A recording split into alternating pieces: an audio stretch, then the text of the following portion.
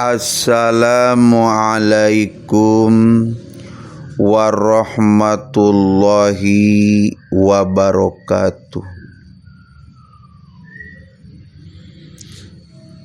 Sahabat channel Intan 69, ketahuilah bahwa segala peraturan Allah itu pasti terdapat hikmah yang agung. Misalnya Allah mengharamkan minuman keras dan memberikan ancaman bagi orang yang meminumnya. Adanya larangan ini murni untuk kemaslahatan manusia semata. Hal ini karena minuman keras merupakan hal yang najis lagi menjijikkan. Lebih parahnya lagi, minuman keras dapat membakar dan menghanguskan saraf otak sebab tingginya kandung di dalamnya. Akibatnya, orang yang meminum arak tidak mampu berpikir dengan sempurna seperti halnya orang yang gegar otak atau terjangkit penyakit saraf. Allah Subhanahu wa Ta'ala telah menyatakan kotor dan jijiknya khamr atau arak dalam salah satu ayat Al-Quran surah Al-Ma'idah ayat 90. A'udzu billahi minasyaitonir rajim. Bismillahirrahmanirrahim. Ya ayyuhalladzina amanu innamal khamru wal maisiru wal ansabu wal azlamu rijsum min amalis syaiton fajtanibuhu la'allakum tuflihun. Yang artinya wallahu a'lam bimuradi. Wahai orang-orang yang beriman, sesungguhnya khamr atau arak, berjudi atau berkorban untuk berhala dan mengundi nasib adalah perbuatan yang kotor dan termasuk pekerjaan setan. Maka jauhilah hal-hal tadi, niscaya kalian akan mendapatkan keberuntungan.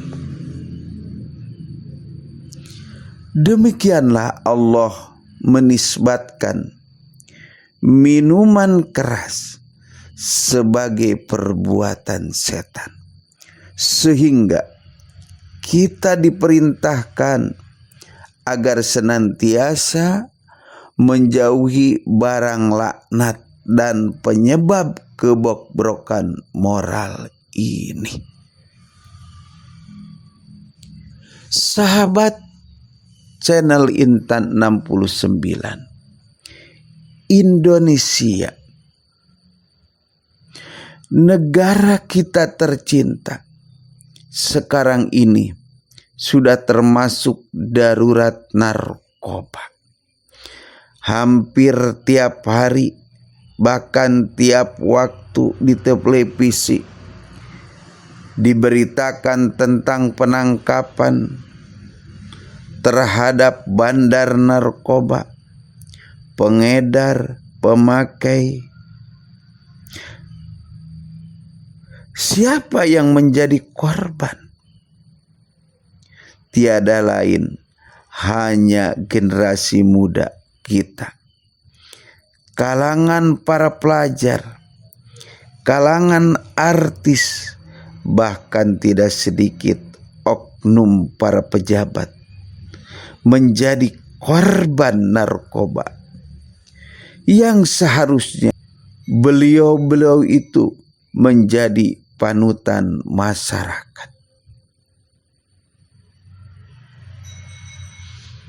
Sahabat channel Intan 69, tidak hanya ayat di atas Quran surat Al-Maidah ayat 90 yang mengecam bahaya arak. Di dalam hadis-hadisnya Nabi juga melaknat terhadap peminum arak. Di antaranya hadis yang diriwayatkan Siti Aisyah radhiyallahu anha yang artinya Nabi bersabda, barang siapa yang meminum arak, maka janganlah sesekali kalian berani menikahkannya. Jika si pemabuk sakit, maka janganlah kalian menjenguknya. Jika dia mati, janganlah kalian menyolatinya. Aku bersumpah demi Allah yang menjadikan aku sebagai nabi, sungguh seorang pemabuk itu dilaknat di kitab Taurat, Injil, Zabur, dan Al-Quran. Siapa saja yang memberikan makanan padanya, maka Allah akan menyerahkan jasad pemberi makanan tadi kepada ular dan kelabang kelak di hari kiamat. Dan barang siapa yang membantu keperluan pemabuk, maka berarti dia membantu merobohkan agama Islam. Dan barang siapa yang menghutangi pemabuk, maka berarti menolong untuk membunuh orang mukmin. Dan barang siapa yang bersahabat dengan pemabuk, maka kelak di hari kiamat dia akan digiring dalam keadaan buta serta tiada yang menuntunnya. Dari hadis di atas kita dapat memahami betapa bencinya Nabi terhadap peminum arak. Faktor kebencian ini tiada lain karena begitu besar bahaya minuman keras bagi kenormalan pikiran.